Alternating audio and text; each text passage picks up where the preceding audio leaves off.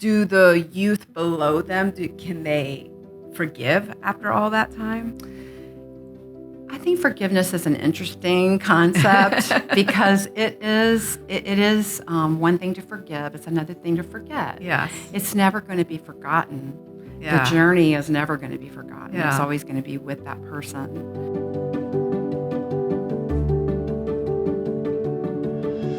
Welcome to So Where Are You From? I'm your host, Nishin Bagheri, a first-generation Iranian-American by identity and an immigration attorney by profession.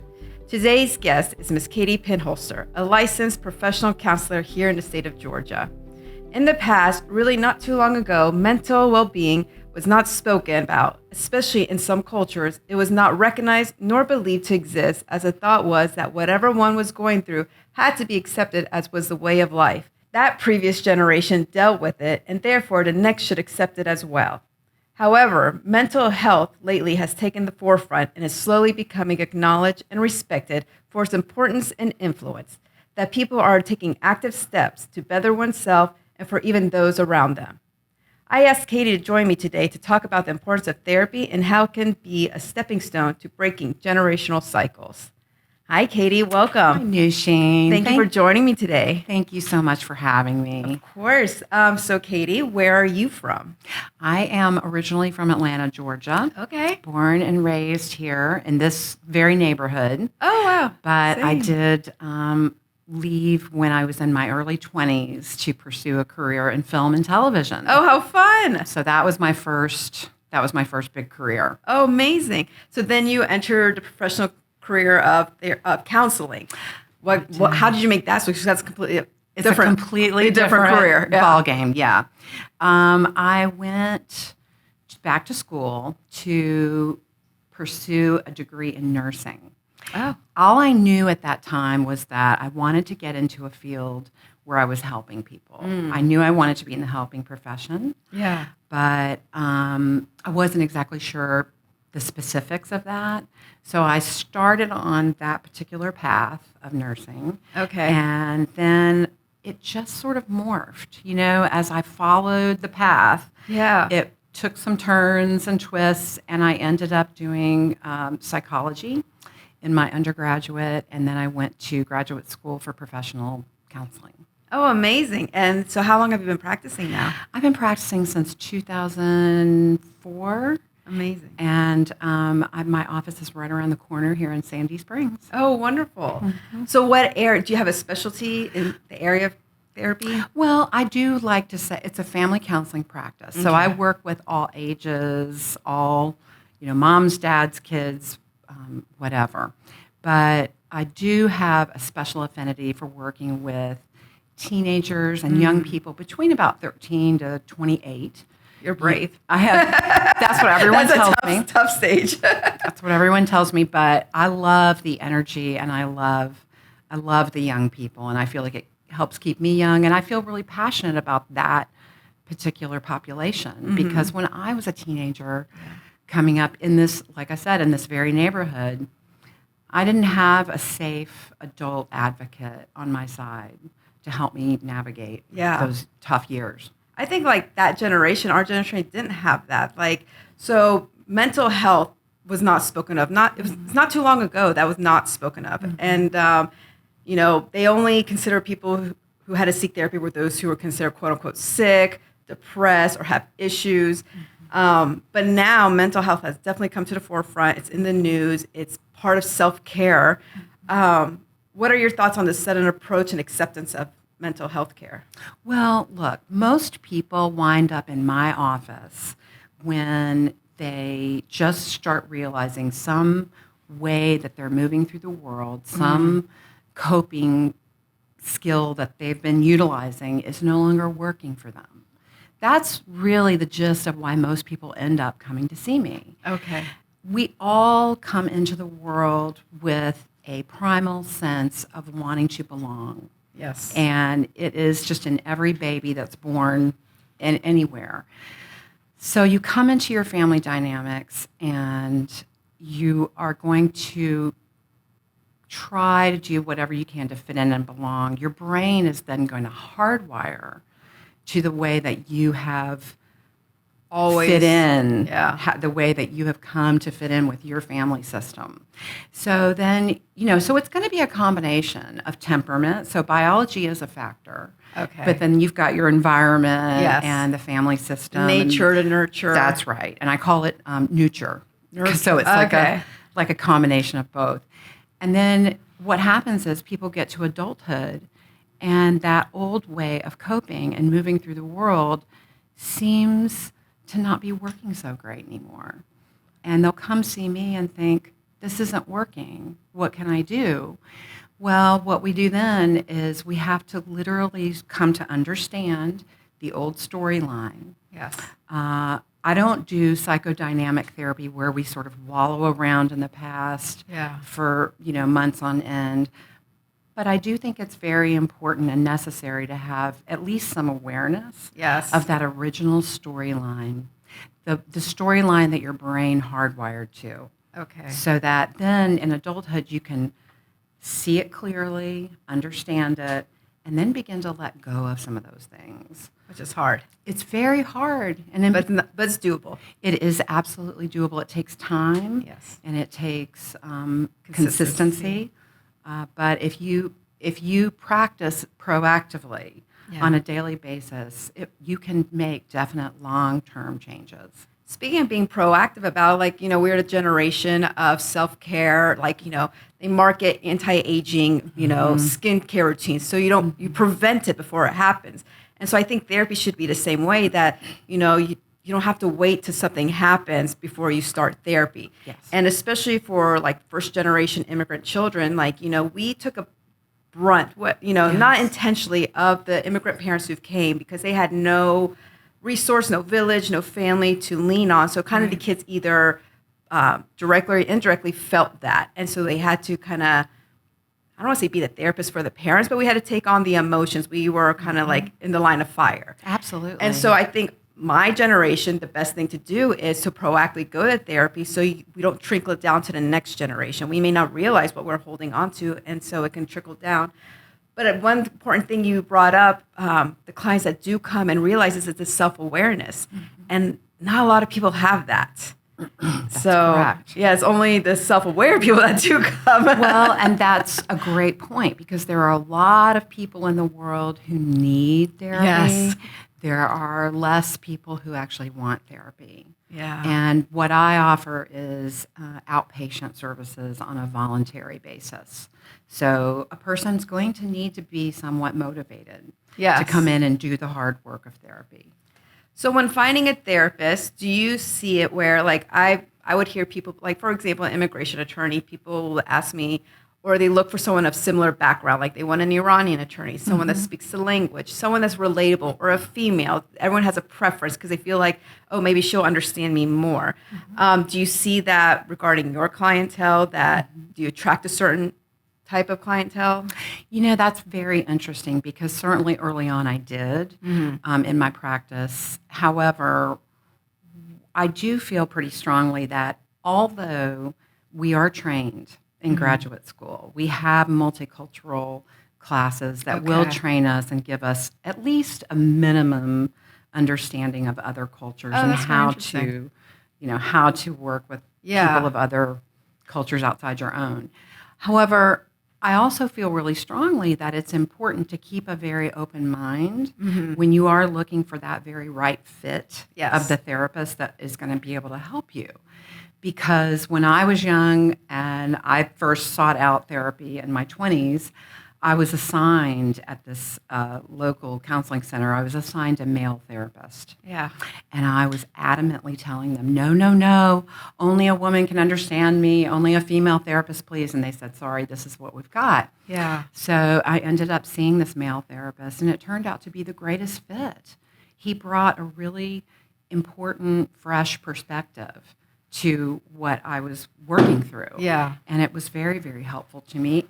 Likewise, I have a very large demographic of Southeast Asian women. Oh, interesting. And I work with all different religions, cultures, and I think it's a very good fit. I think a lot of the people have found me through word of mouth. and just Okay. referral. Exactly. I'll work with one person and then they'll tell a friend. Yeah, and then they'll that's the tell a best friend. way. Yeah. Right. And I think that networking amongst your community and within your friendship circles is a good way to find somebody. Yes. Just word of mouth. So have you ever had, like, for example, clientele, for example, so you did a Southeast, like the Middle Eastern, Yes. I feel like they're more of a conservative bunch. Yes. They'll be like, oh, but you wouldn't understand, we can't talk back to our parents. We can't have boundaries. We can't just Right. cut them off. Like, do you see that resistance, or can you still help them in that? Or, Yes. people are kind of like fighting. It's like, oh, you wouldn't understand. We just can't do what you say we should do because our Well, culture is different. Yes, and that's true. And there are sometimes people that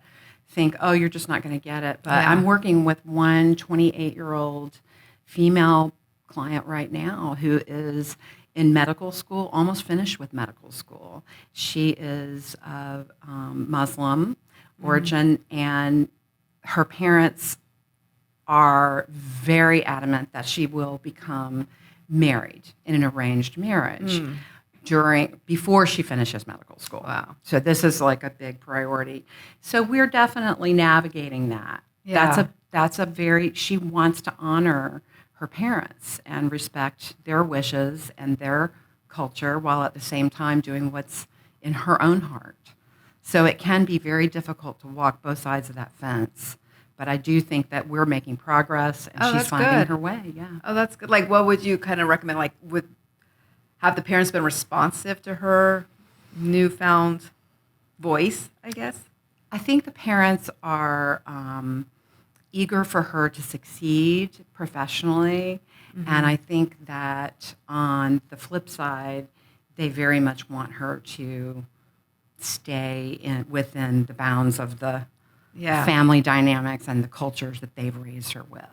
Okay. So It is a very fine line. It's especially when you have two different worlds Yes. and you're trying to balance it and you're not living in the foreign country. It's really difficult for both parties. It's a tough kind of, I feel like that's where the cycle breaks. It's this generation that moves away from the previous one. Right. And that's where a lot of like the future outcomes is withheld within that first generation, And I do work with a lot of teenagers who are trying to figure out how to have one foot in the American culture while keeping another foot, firmly planted within the culture of their family of origin. Yes. Yeah. Oh, I bet that's tricky because I'm It's sure very tricky. Like, the parents don't come back and be upset. It's like, because sometimes be like, oh, these people are feeding you things in your head. This is not what we do. But it's a tough break to make, but sometimes it needs to be broken. Right. And sometimes it's one generation's responsibility to do that.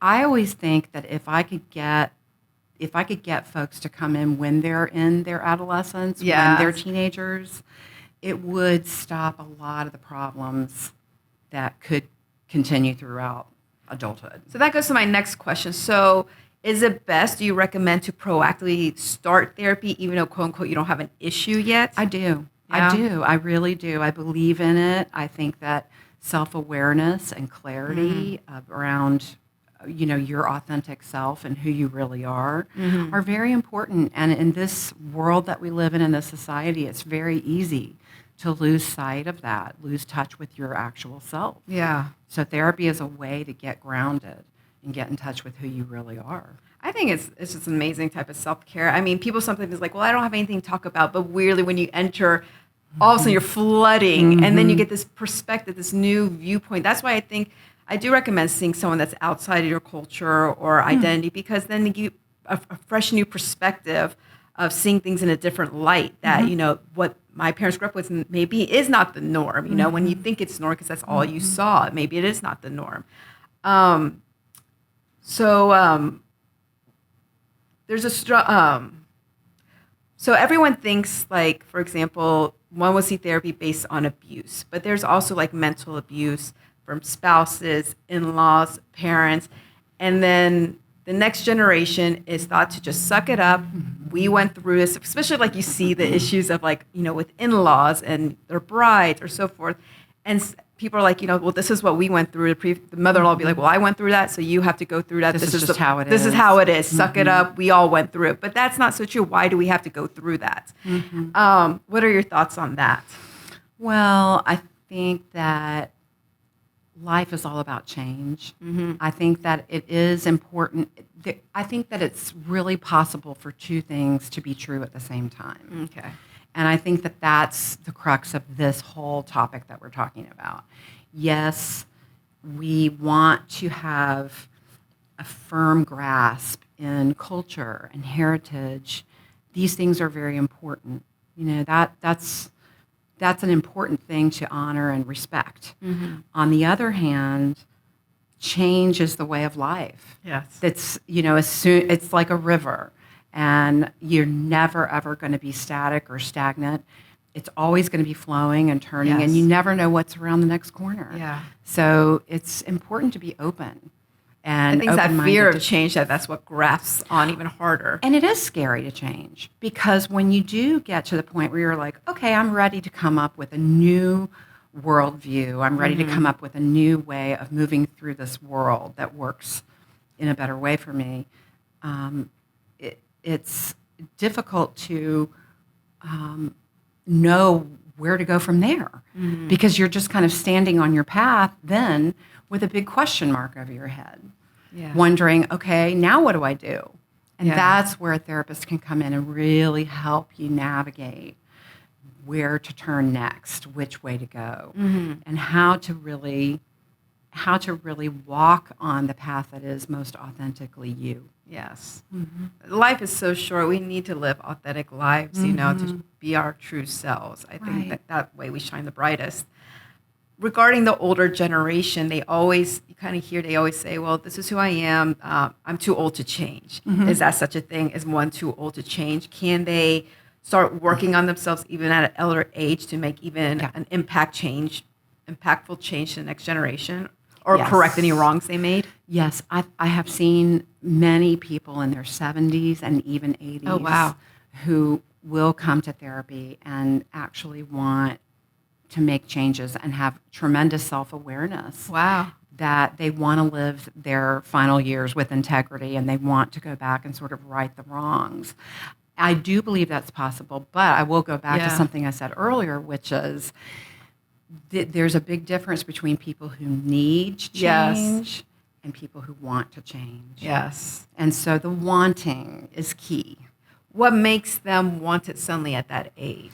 I think sometimes, the final developmental stage of our lives, according to Erickson, is integrity versus despair. And this is where you might see an elderly person, and you might see them, they're very sort of cantankerous or bitter, or maybe out of sorts all the time. That's the despair that we're talking about. And then you see some older adults who are just so happy and they seem so at peace and serene. That's integrity. They can look back at their life and say, oh, I've lived my life with integrity. I'm not full of regret. Yeah. So that's what the older adults are looking for. They're looking for the integrity. And I have heard many stories of older people on their deathbed, being able to say, I'm sorry, and trying to right the wrongs of the past. Do the youth below them, can they forgive after all that time? I think forgiveness is an interesting concept because it is one thing to forgive. It's another thing to forget. Yes. It's never going to be forgotten. Yeah. The journey is never going to be forgotten. Yeah. It's always going to be with that person. But to forgive is for you. Yes. Is for the person. Because to walk around with a bunch of resentment and a bunch of anger is really like drinking poison and expecting the other person to die. It doesn't work. It does not work. And it's only hurting you in the end. Do you have any tips or advice regarding who should see therapy, when they should see therapy, or maybe what kind? There's a vast variety. Yes. It's not one size fits all. Yeah, there absolutely is. I do sort of an eclectic range of cognitive behavioral therapy, trauma therapy, all of everything that encompasses. But there are specialists. There's dialectical behavioral therapy, which is really wonderful for a particular clientele.